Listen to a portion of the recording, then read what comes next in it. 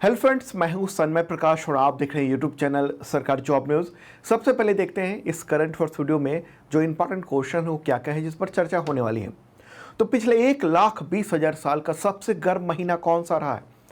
3 महादेश में heat wave चल रहा है और द हिंदू ने लिखा है कि मानव सभ्यता का सबसे गर्म महीना।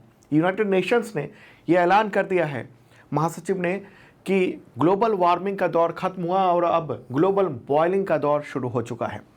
तो इससे रिलेटेड बहुत सारे इंपॉर्टेंट अपडेट है, ज़रूरी ये आपके लिए कंटेंट है, आपके एग्जामिनेशन के लिए, ठीक है।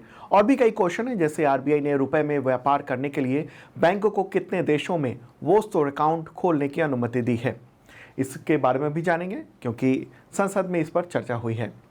किस रेलवे स्टेशन को यूनेस्को का सांस्कृतिक विरासत पुरस्कार मिला है हाल ही में? भारत के 83वें यानी 83rd ग्रैंड मास्टर कौन बने हैं चेस के? कंबोडिया के प्राइम मिनिस्टर ने इस्तीफे का ऐलान किया है। उन्होंने कहा कि उनका बेटा अब प्राइम मिनिस्टर बनेगा। तो कौन है जिन्होंने इस्तीफा देने का ऐलान किया? और भी कई क्वेश्चन है, कई टॉपिक हैं, उन सब पर चर्चा करेंगे दोस्तों। तो शुरू करते हैं। और हाँ, अगर आपने हाफ ईयरली वीडियो नहीं देखा है करंट अफेयर्स का, देखना जरूर, आपके तमाम एग्जामिनेशन में काम आएगा। तो अब क्वेश्चन लेते हैं और करंट अफेयर्स शुरू करते हैं। क्वेश्चन होगा, विश्व प्रकृति संरक्षण दिवस कब मनाया जाता है? World nature conservation day. Answer होगा 28 जुलाई को, ठीक है। और इस बार की थीम क्या है? थीम है वन और आजीविका, लोगों और ग्रह को कायम रखना यानी सुरक्षित रखना। अंग्रेजी में कहेंगे forest and livelihood, sustaining people and planet, ठीक है। ये दिवस प्राकृतिक संसाधनों के महत्व के बारे में जागरूकता के उद्देश्य से मनाया जाता है और यूनाइटेड नेशंस की ओर से घोषित है। और एक और इम्पॉर्टेंट बात यह है कि अभी यूरोप, अमेरिका, एशिया गर्मी के प्रकोप से एक तरह से जल रहा है और उस वक्त इसी दिवस पर एक नया ऐलान हुआ है और चौंकाने वाला है।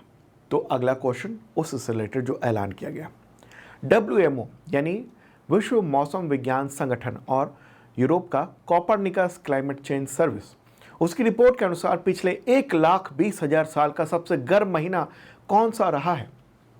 आंसर होगा इसका जुलाई 2023, ठीक है। क्या रहा है? जुलाई 2023। द हिंदू ने लिखा है कि मानव सभ्यता का यानी ह्यूमन सिविलाइजेशन का सबसे गर्म महीना रिकॉर्ड किया गया है। तो नासा ने ये सैटेलाइट फोटोग्राफ जारी किया है और उसमें बताया गया कि किस तरीके से गर्मी का बुरा हाल चल रहा है। 3 महाद्वीप, नॉर्थ अमेरिका, यूरोप और एशिया, भीषण हीट वेव की चपेट में है। और ये दिख रहा है रेड कलर और ब्लैक सा डॉट, वहाँ तो भीषण गर्मी चल रही है। तो सबसे गर्म महीने का ऐलान किसने किया है? WMO और यूरोपीय यूनियन की कोपरनिकस क्लाइमेट चेंज सर्विस ने, ठीक है। तो ये एक इम्पॉर्टेंट बात है। अब बताऊँ आपको कि कई देशों में तापमान 50 डिग्री सेल्सियस से ज़्यादा पहुँच चुका है, वैज्ञानिक कह रहे हैं अपने आंकड़ों के अनुसार। और कई सारे सवाल हैं कि भाई पिछले करीब 250 साल से टेम्परेचर का रिकॉर्ड रखना शुरू किया गया है, तो हम 1,20,000 साल की बात कैसे कर रहे हैं, उन सब के बारे में आगे बताएंगे। अगला क्वेश्चन लेते हैं, फिर डिटेल आपसे चर्चा करेंगे, ठीक है। देखिए क्वेश्चन होगा, संयुक्त राष्ट्र महासचिव एंटोनियो गुटेरेस की इस घोषणा को पूरा करें। क्या है घोषणा? ग्लोबल वार्मिंग का युग खत्म हुआ, अब डैश डैश युग आ गया है, तो इसे पूरा करना है। कौन सा युग आ गया? आंसर होगा ग्लोबल बॉयलिंग, मतलब उबलने का वक्त आ गया है। इतनी ज़्यादा गर्मी हो गई है इसकी वजह से।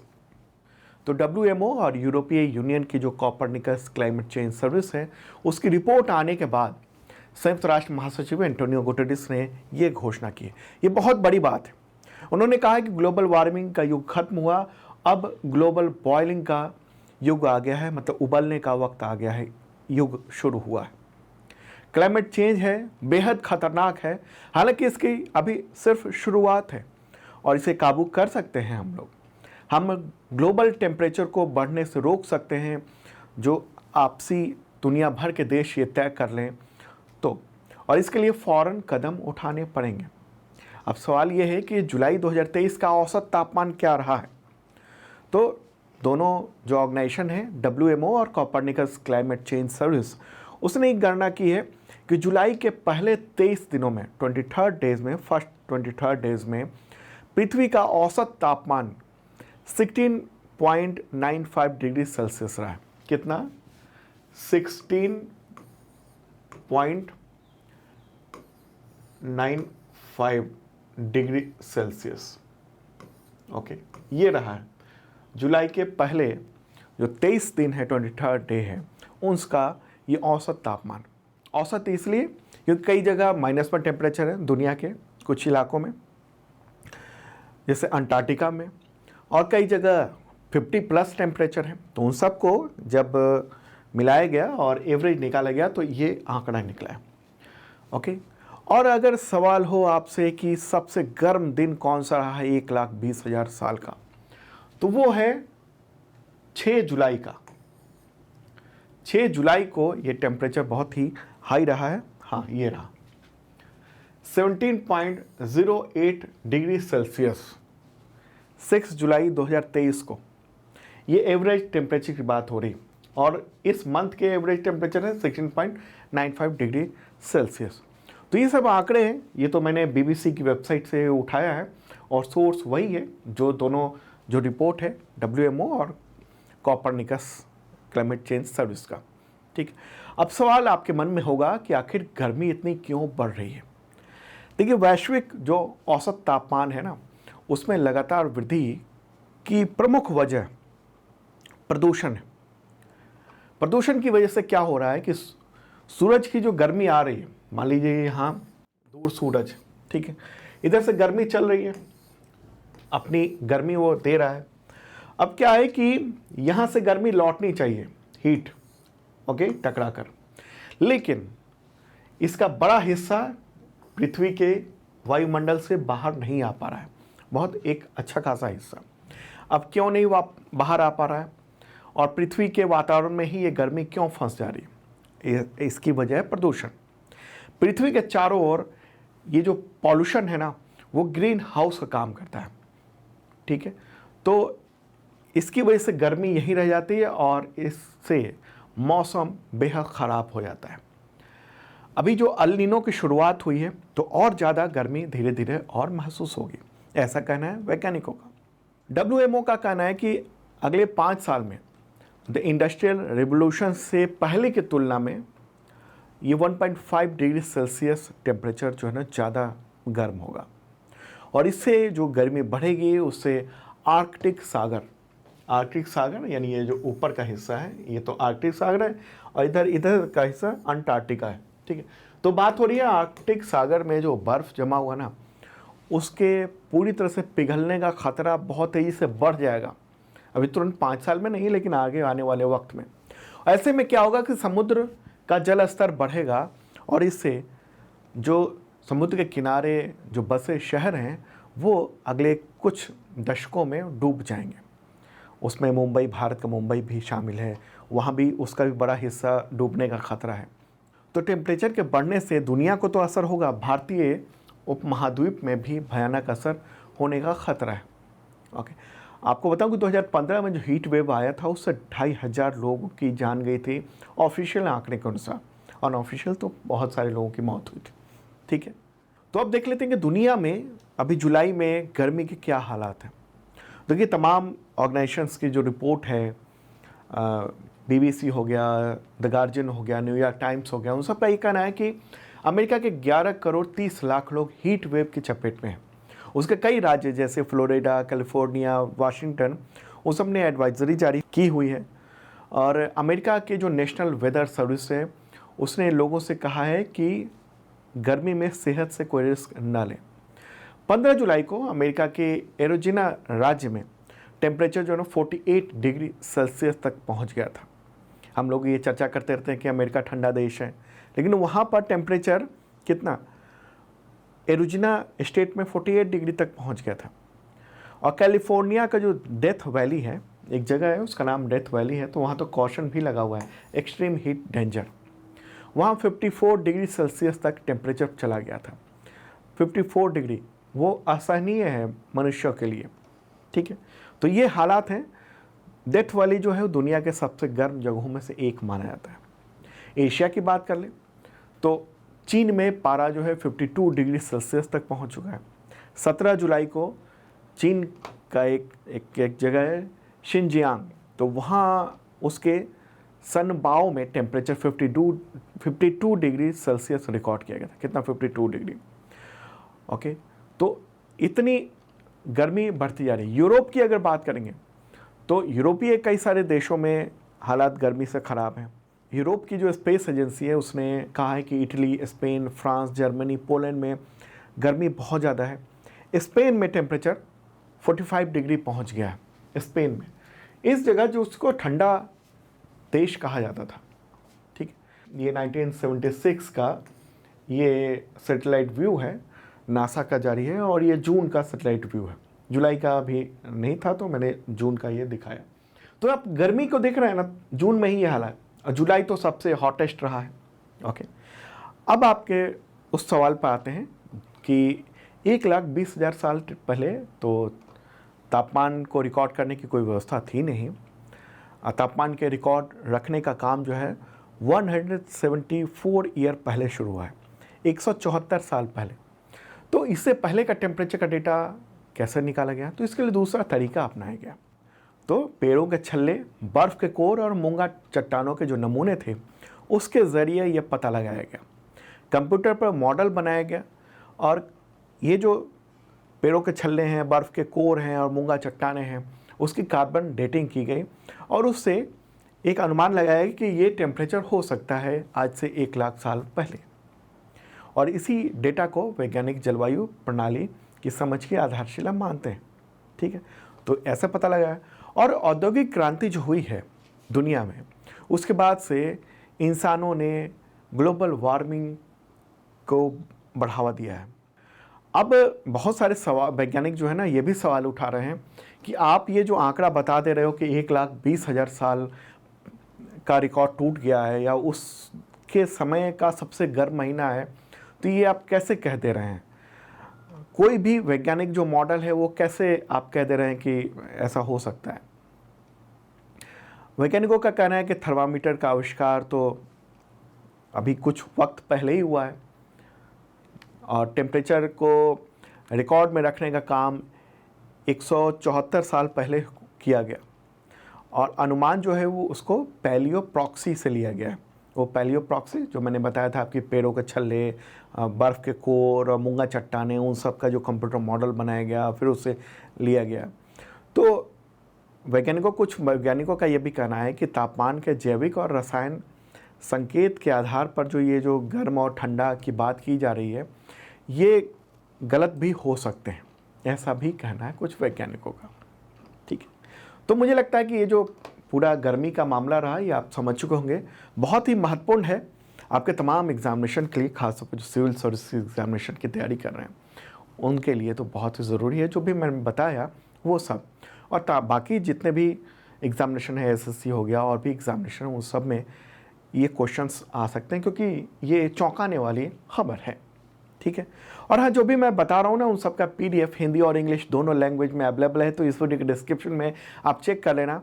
और हाँ, 1 ईयर का एक मेंबरशिप प्लान भी है, बहुत मामूली सी रकम है और इसके ज़रिए आप अगले 1 साल तक करंट अफेयर्स का PDF प्राप्त कर सकते हैं, डाउनलोड कर सकते हैं, वीकली, मंथली, क्वार्टरली, ईयरली, और साथ में इतने तरह के एग्जामिनेशन के टेस्ट सीरीज़ भी अवेलेबल हैं। आपके तमाम एग्जामिनेशन बहुत काम आएगा, तो देखना ज़रूर। इस वीडियो डिस्क्रिप्शन में हिंदी और इंग्लिश दोनों लैंग्वेज में ये मेंबरशिप प्लान है और इसके ज़रिए करंट अफेयर्स की तो शानदार तैयारी आपकी हो जाएगी। ठीक है, डिस्क्रिप्शन चेक कर लेना। अगला क्वेश्चन लेते हैं। इंटरनेशनल क्रिकेट काउंसिल यानी ICC ने किस महिला क्रिकेट प्लेयर को एशियन गेम्स के 2 मैचों के लिए निलंबित कर दिया है? भारतीय आंसर होगा हरमनप्रीत कौर। भारतीय महिला क्रिकेट टीम की कप्तान है, तो 2 मैचों के लिए सस्पेंड किया गया है, मतलब कि एशियन गेम्स में 2 मैच वो खेल नहीं पाएंगे। दरअसल हुआ ये है कि 22 जुलाई को बांग्लादेश के खिलाफ जो तीसरा वनडे मैच था उस दौरान स्टंप बैट मारा गया था और अंपायर के फैसले पर उन्होंने असहमति जताई थी, तो इसको ICC के कोड ऑफ कंडक्ट का उल्लंघन माना गया। उसी के बाद ये कार्रवाई की गई है हरमनप्रीत कौर के खिलाफ। अगला क्वेश्चन लेते हैं। कंबोडिया के प्राइम मिनिस्टर ने जुलाई 2023 में इस्तीफे का ऐलान किया, तो उनका नाम बताएं, क्या नाम है? आंसर होगा हुन सेन। ठीक है, ये रहा फोटोग्राफ इनका, हुन सेन। तो उनका कहना है कि वो 3 सप्ताह में प्रधानमंत्री पद छोड़ देंगे और अपने सबसे बड़े बेटे हुन मानेट को पद सौंप देंगे। एक बार मैप में देखते हैं कंबोडिया है कहाँ पर। तो ये रहा अपना प्यारा भारत, और अब कंबोडिया को देखते हैं। कंबोडिया इस तरफ है, ठीक है। तो ये आप देख रहे हैं यहाँ जो रेड कलर में है, ये है कंबोडिया। अब कितना दूर है? भारत के बगल में म्यांमार है, ओके, उसके बगल में ये थाईलैंड हो गया, और फिर यहाँ कंबोडिया आता है, ओके। कंबोडिया में हुन सेन जो है ना 38 ईयर से वहाँ पर उनका शासन है।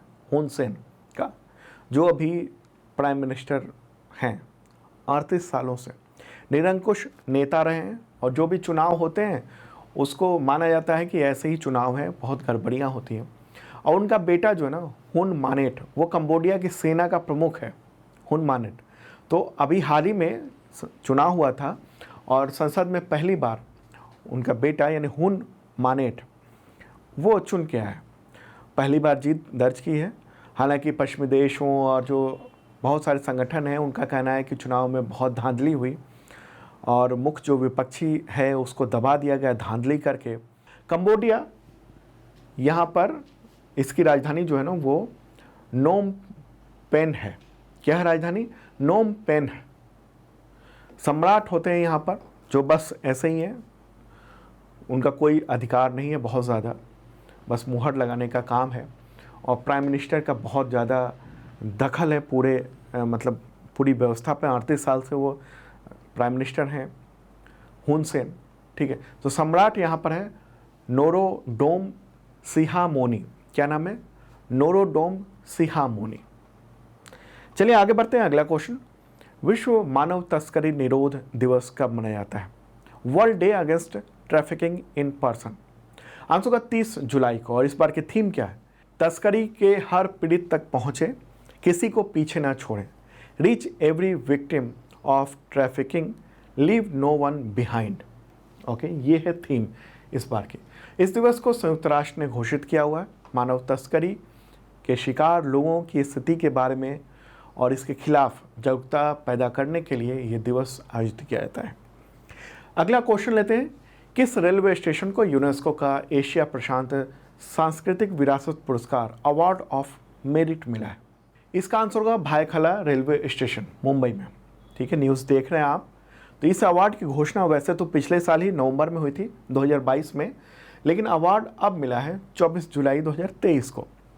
रेल मंत्री अश्विनी वैष्णव ने ये अवार्ड रिसीव किया है।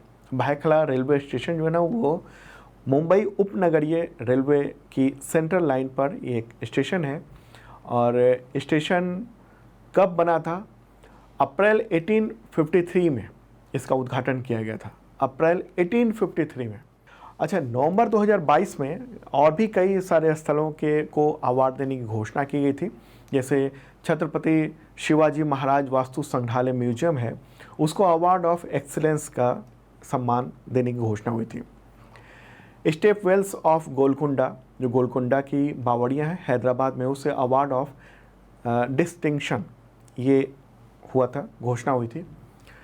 डोमकोंडा किला तेलंगाना में है, उसका अवार्ड ऑफ मेरिट। और भायखला स्टेशन मुंबई, उसे अवार्ड ऑफ मेरिट की घोषणा की गई थी। तो अभी इसे अवार्ड मिल गया है। तो यूनेस्को की भी बात कर लें, मुख्यालय पेरिस में है, फ्रांस में। स्थापना हुई थी 1945 में और डायरेक्टर जनरल हैं आंद्रे अजोले। अगला क्वेश्चन लेते हैं, संसद में पेश रिपोर्ट के अनुसार आरबीआई ने बैंकों को रुपए में व्यापार करने के लिए कितने देशों में वोस्टोर अकाउंट खोलने की अनुमति दी है? आंसर होगा 22 देशों में, ठीक है। न्यूज़ देख रहे हैं आप। सरकार ने ये संसद में कहा है कि आरबीआई ने लोकल करेंसी को बढ़ावा देने के लिए 20 बैंकों को 22 देशों में साझेदारी बैंकों के साथ वोस्टोर अकाउंट खोलने की अनुमति दी है। और ये बैंक ट्रेड सेटलमेंट के लिए वोस्टोर अकाउंट की मदद ले सकेंगे और रुपए में ट्रेड हो पाएगा। इससे निर्यातकों और आयातक जो है ना, इंपोर्टर और एक्सपोर्टर, वो अपनी लोकल करेंसी में ही बिल बना सकेंगे, पेमेंट रिसीव कर सकेंगे। ठीक है। तो किन देशों में अनुमति मिली है, तो ये देख रहे हैं आप, Bangladesh, Belarus, Botswana, Fiji, Germany, Guyana, Israel, Kazakhstan, Kenya, Malaysia, Maldives, Mauritius, Myanmar, New Zealand, Oman, रूस, Seychelles, Singapore, Sri Lanka, Tanzania, Uganda और यूनाइटेड किंगडम है। तो इतने देशों में वो स्टोर अकाउंट खोलने की अनुमति मिली है 20 बैंकों को भारत के। ठीक है। वो स्टोर अकाउंट होता क्या है, ये एक ऐसा अकाउंट है जिसे जो घरेलू बैंक हैं वो दूसरे देशों में विदेशी बैंक के रूप में एक अकाउंट रखते हैं, और इसमें घरेलू मतलब इसमें जो मुद्रा होती है वो घरेलू करेंसी के तौर पर होती है। अगला क्वेश्चन लेते हैं, विश्व हेपेटाइटिस दिवस कब मनाया जाता है? आंसर होगा 28 जुलाई को। और थीम क्या है? एक जान एक यकृत, यानी 1 लाइफ 1 लीवर, ये थीम है इस बार की। ठीक है। विश्व हेपेटाइटिस अलायंस ने इस दिवस की स्थापना की थी 2008 में। और हेपेटाइटिस जो है ना वो लीवर के सूजन को आमतौर पर कहा जाता है। हेपेटाइटिस संक्रामक रोग है, कम्युनिकेबल डिजीज़ है, और आमतौर पर ये hepatitis virus A, B, C, D और ई के वजह से होता है। और लीवर फाइब्रोसिस, सिरोसिस या ये लीवर कैंसर में बदल सकता है ये। और ये जो दिवस की थीम जो तय की गई है, तो उसमें संदेश यही है कि मनुष्य को केवल एक ही जीवन मिला है और एक ही लीवर मिला है, तो इसको ध्यान रखें और हेपेटाइटिस से बचें, क्योंकि हेपेटाइटिस जो है ना जीवन और लीवर दोनों को तबाह कर सकता है। आपके जीवित रहने के लिए लीवर जो है ना चुपचाप 500 से अधिक महत्वपूर्ण काम करता है आपकी बॉडी का। और WHO के अनुमान के अनुसार भारत में 4 करोड़ लोग लंबे समय से हेपेटाइटिस बी से संक्रमित हैं। ओके, हेपेटाइटिस बी से कितने? 4 करोड़ लोग। और हेपेटाइटिस सी से कितने लोग? 60 लाख से 1.2 करोड़ लोग लंबे समय से पीड़ित हैं, संक्रमित हैं। तो ये एक गंभीर संक्रामक बीमारी है। अगला क्वेश्चन लेते हैं, एशियन पेंट्स ने कंपनी के नए अध्यक्ष के रूप में किसकी नियुक्ति की है? आंसर होगा आर शेषशाही। ठीक है, आर शेषशाही। तो वो 1 अक्टूबर से 2023 से वो कंपनी के अध्यक्ष, निदेशक मंडल के अध्यक्ष के तौर पर उनको नियुक्त किया गया है 1 अक्टूबर से। ठीक है, अभी वो बोर्ड में डायरेक्टर के तौर पर हैं। अगला क्वेश्चन लेते हैं, भारत के 83rd यानी 83वें शतरंज ग्रैंड मास्टर कौन बने हैं? आंसर होगा आदित्य एस सामंत। ठीक है, आदित्य एस सामंत। और न्यूज़ देख रहे हैं आप, तो उनको ग्रैंड मास्टर का खिताब मिल गया है। बिल चेस MTO 2023 का जो टूर्नामेंट हुआ उसी के दौरान उन्होंने ये खिताब पाया है। मात्र 17 साल के हैं ये। ठीक है, देख रहे हैं आप। और अगर हम देखेंगे कि इससे पहले कौन कौन ग्रैंड मास्टर बने हैं, तो 82वें हैं उपल्ला प्रणीत। 81वें ग्रैंड मास्टर हैं भारत के सायंतन दास। 80वें ग्रैंड मास्टर थे Vignesh NR। Okay, 79th grand master Pranesh M। 78th grand master Kaustubh Chatterjee. ये सब भारतीय ग्रैंड मास्टर की बात हो रही है। ग्रैंड मास्टर का जो दर्जा है ना वो एक खास पॉइंट मिलने के बाद होता है। ओके, अच्छा, अगर सवाल हो कि पहले भारतीय ग्रैंड मास्टर कौन थे, तो विश्वनाथन आनंद। 1988 में उनको यह खिताब मिला था, 5 बार वर्ल्ड चैंपियन थे। अच्छा, अभी 2023 के FIDE विश्व चैंपियन कौन है? डिंग लिरेन, चीन के हैं वो। अगला क्वेश्चन, अंतर्राष्ट्रीय मित्रता दिवस कब मनाया जाता है? आंसर होगा 30 जुलाई को। ठीक है, और थीम क्या है इस बार की? मित्रता के माध्यम से मानवीय भावना को साझा करना। अंग्रेजी में कहेंगे sharing the human spirit through friendship. Okay, तो ये है थीम। संयुक्त राष्ट्र महासभा ने 2011 में इस दिवस की घोषणा की थी। तो दोस्तों, ये था इंपॉर्टेंट करंट अफेयर्स। कल संडे है, तो मॉर्निंग को आप वीकली करंट अफेयर्स देखना मत भूलना। पूरे सप्ताह के करंट अफेयर्स की समीक्षा होगी वहाँ पर। Okay, bye.